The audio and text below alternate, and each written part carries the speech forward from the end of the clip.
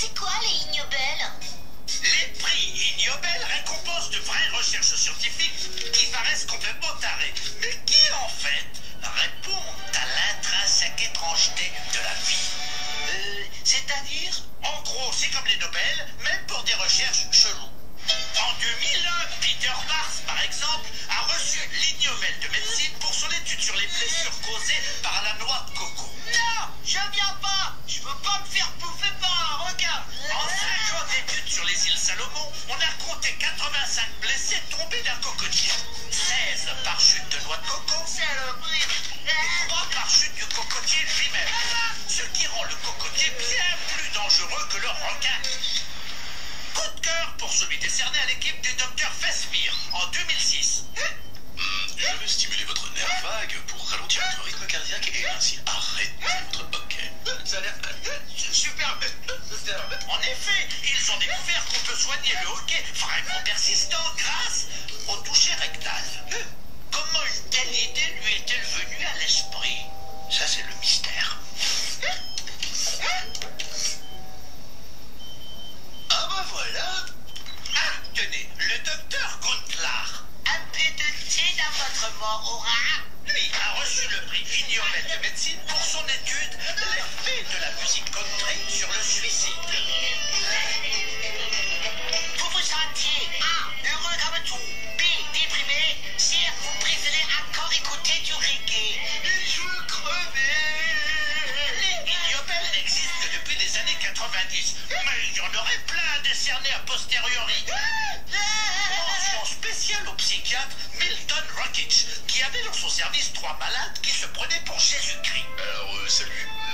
Je m'appelle Clyde de Nazareth. Moi, c'est Léon, fils de Dieu, Thierry l'élu. J'espère qu'en confrontant ces 3 garçons, ça les aidera à guérir. Qu'est-ce qui se passe quand on confronte 3 Christ? Petit A, ils s'entretuent par crucifixion. Petit B, ils multiplient les pains à la cantine.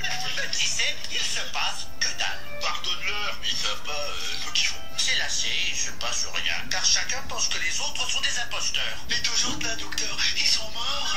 Mais des robots ont pris le contrôle de leur corps et ils leur font dire n'importe quoi. Si vous pensez encore que tous les chercheurs ont une indignité, appelez-moi à moi-même ne sera. Alors les gars, souriez. Votre propre sourire va déterminer votre longévité de vie. Une blague entre griffes.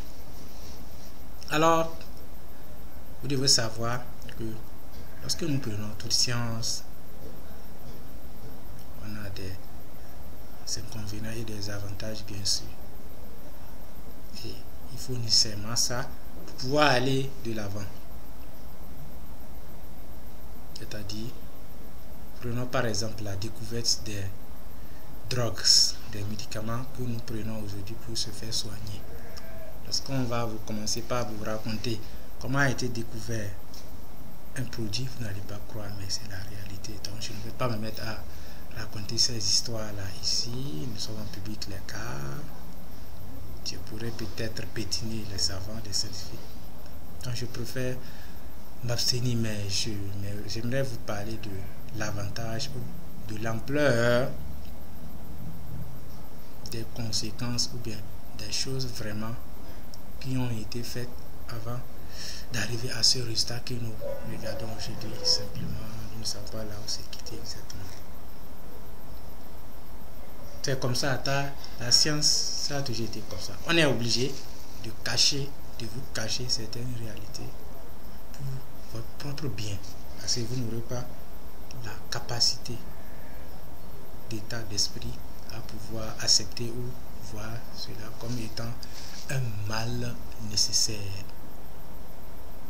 Mais ceux qui sont passés par ce chemin-là, eux, si ils l'ont fait d'abord, c'est parce qu'ils avaient la capacité de prendre ce chemin, et deux, c'est parce qu'ils avaient l'état d'esprit nécessaire pour pouvoir appréhender ce chemin ainsi que tout ce qui se trouve durant le parcours jusqu'à destination. Et là, c'est pour vous dire, la science, c'est pas facile. Les découvertes, tout ça, les recherches, les formules, c'est pas facile, d'accord. Il y a quelque quelque chose à payer. Autrement dit, dans ce monde, la facilité, la gratuité, ça n'existe pas. Tout a un prix. Même la facilité a un prix. Tout. Donc, enlevez dans vos pensées, je vais gagner ça là gratuitement, gagner l'argent gratuitement. Ah, le fameux terme circulé sur le net actuellement. Il y a encore des gens qui croient que l'on peut gagner gratuitement de l'argent sur Internet. Vous avez quitté sur quelle planète? Descendez sur Terre. Arrêtez de penser ainsi. Pensez comme un programme, un être humain en tant que programme. Et là, seulement là, vous aurez accès, d'accord, à la voie qui mène vraiment vers le succès, qui mène vraiment vers l'argent. C'est le but recherché. Et là, c'est vous allez changer votre état d'esprit là. Je pense que vous allez arriver également à destination, même si vous n'empruntez pas le même chemin comme ces savants là. Et vous n'êtes pas obligé surtout d'emprunter ce même chemin là, car cela reviendrait à afficher une personnalité qui n'est pas la nôtre. Et ceci constitue une déséquilibre, une mauvaise chose pour la société, pour la nature. Il est de votre devoir de prendre un chemin, mais cherchez le chemin lequel il faut choisir. Choisissez votre propre chemin. Donc, il n'y a pas de science sans avantage ni inconvénient. Autrement dit, la facilité, la gratuité n'existe pas. En toute chose, il faut donner quelque chose. Il faut payer un prix. Sachez que même du fait que nous existons, notre façon d'exister là, comme nous sommes là, il y a un prix à payer pour cette existence elle-même. Et quel est ce prix? Je vous pose cette question. Donc veuillez me répondre en commentaire si vous avez une idée de ce qu'il faut dire. Dans le cas contraire, allez-y à la découverte de cette idée-là. Je vous recommande de faire cela parce que c'est utile pour vous, c'est utile pour nous, c'est utile pour toute la communauté. Peace out.